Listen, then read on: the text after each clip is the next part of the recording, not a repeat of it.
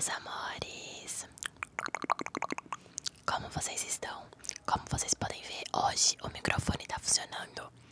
Eu reparei que no vídeo anterior o microfone da lapela não funcionou e vocês ficaram ouvindo o áudio do celular. Então eu acho que dessa vez o som vai estar bem melhor. Espero eu, né, que dessa vez funcione. Enfim, é tudo novo, né? A gente tem que se adaptando e tudo mais. Hoje o vídeo vai ser eu lendo a minha matéria da prova de amanhã pra vocês. É bem interessante. Eu vou fazer ai, como se chama?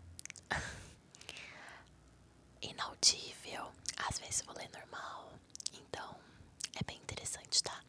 Deu 10 páginas de leitura aqui, então aproveitem para deitar, fechar os olhinhos, cochilar e relaxar, tá bom? Hoje eu tô bem desajeitada aqui, mas não tem problema. Me sigam no Instagram, Brita Agostini. Deitem, se aconcheguem e relaxem com a minha voz. Eu vou estar lendo aqui, tá?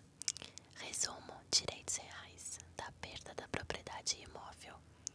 Desapropriação. A defesa na desapropriação só acontece sobre vício e processo.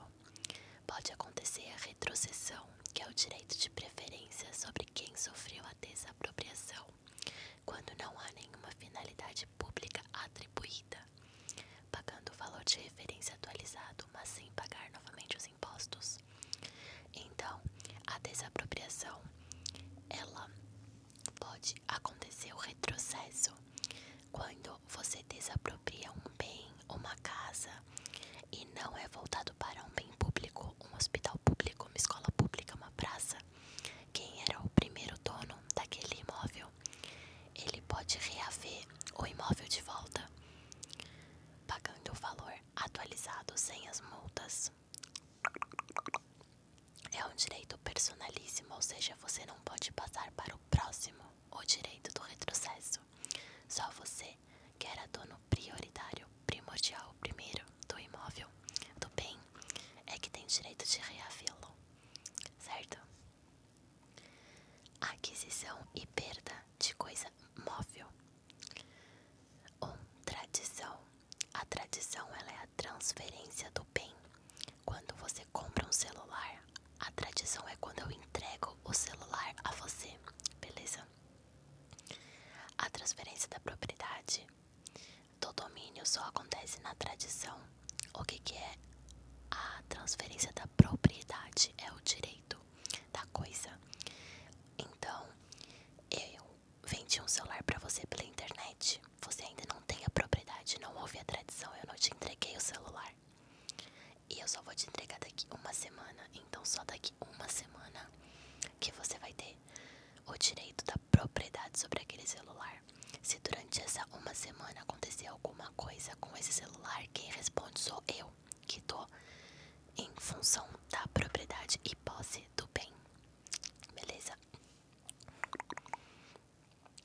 Ocupação. A ocupação de um bem, ela pode ser res nullis, ou seja, são ocupações de coisas que não pertencem a ninguém. Por exemplo, a caça e a pesca legalizada. Você vai no lugar pescar, você se apropria daquele bem, mas aquele local não pertence a ninguém. O peixe que estava ali, ele não pertence a ninguém. Então é o res nullius. E tem o res delicti, tem o res de relicta, são termos em latim. Coisas que foram abandonadas. Então você se apropria de algum objeto que você encontrou em um lixão. Jogaram pro lixão, que foi pra reciclagem, e lá você pega o objeto pra você. Isso é o res de relicta, beleza? Eu não vou fazer inaudível não, porque eu gosto de explicar.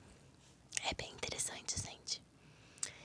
Aí, se vocês gostarem assim do conteúdo do direito, eu posso até fazer uma parte 2, mas é muito interessante vocês conhecerem o direito de vocês, viu? Você pode se ocupar por um bem também por meio da descoberta, que é quando você encontra coisas perdidas no metrô, no trem,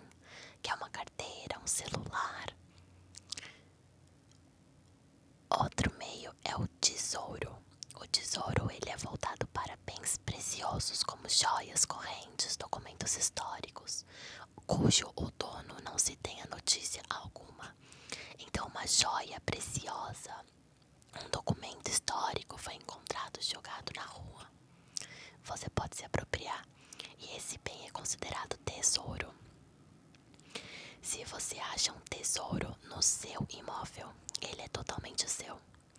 Se você acha um tesouro em um imóvel de outra pessoa, de acordo com a lei, você tem que dividir o valor desse bem. Metade para você que achou e metade para o dono do imóvel. Se você acha o tesouro sobre contrato de trabalho na propriedade de outra pessoa, aí é 100% da pessoa e ela é que decide se quer dividir com você ou não, entendeu? A especificação é quando você adquire a propriedade sobre o bem móvel através da criação da espécie com a matéria-prima. Por exemplo, você pega uma tela em branco e aí você especifica ela em uma pintura. Então você pegou a matéria-prima de uma terceira pessoa e especificou ela em uma pintura. Outro exemplo, o escultor ele pega o gesso e monta uma escultura. Ele especificou aquela matéria-prima. Se a matéria-prima ela é sua, o bem da espécie que forma da especificação, espécie e especificação é seu, 100% seu. Se a matéria-prima é de uma terceira pessoa, a regra geral é se desfazer. Se dá para desfazer o bem, você desfaz. Só que se não dá para trazer a matéria-prima de forma original, aí você tem que analisar se foi feito de boa fé ou de má fé. Se for de má fé, ou seja, eu roubei a tela de alguém e pintei, eu especifiquei ela, eu tenho que devolver a tela pintada para o dono e ainda pagar indenizações, mais perdas e danos para o proprietário da matéria-prima original. A confusão ela é a mistura de líquidos. Então pode ocorrer a perda do objeto por confusão. Por exemplo, quando você mistura dois líquidos que não dão para separar, o que você tem que fazer nesse caso? A primeira tentativa é separar. Se não der para separar, forma-se uma copropriedade, um condomínio. Condomínio não é só de apartamentos, prédios. Condomínio vem de copropriedade quando você divide a obrigação sobre aquele bem com uma ou mais pessoas. Por exemplo, a gasolina misturada com aditivado não tem como separar. Então, eu que sou dona da gasolina e você que é dono da aditivada, formamos uma copropriedade. Eu vou explicar o que isso significa mais tarde. E a confusão é de líquidos e a comistão é de sólidos. Por exemplo, grão. Os grãos, quando você mistura e uns são os meus e outros são seus, dá pra separar? Beleza. Se não dá pra separar, como ouro em pó e areia, por exemplo, forma-se um condomínio. Entenderam? Se ficar provado a má fé, então eu tenho pó de ouro e você tem areia, aí você pega e mistura. Aí você tem que me pagar indenizações, danos morais e materiais. A adjunção é a justa posição de objetos, ou seja, objetos que se grudam. Por exemplo, uma tela grudada em uma moldura. Então o que acontece? Mesmo esquema, primeira vez tenta separar, não deu pra separar. Se for o mesmo dono, beleza. Se não for o mesmo dono, aí forma-se uma copropriedade. Se for provado má fé, indeniza. Se você tem um objeto principal e um acessório, ou seja, a moldura, que é o acessório, e a tela, que é o principal. E o principal vale muito mais que o acessório. Por exemplo, um quadro da Mona Lisa dentro da moldura. O dono do acessório ele vai indenizar o principal. E o dono do principal que fica com tudo.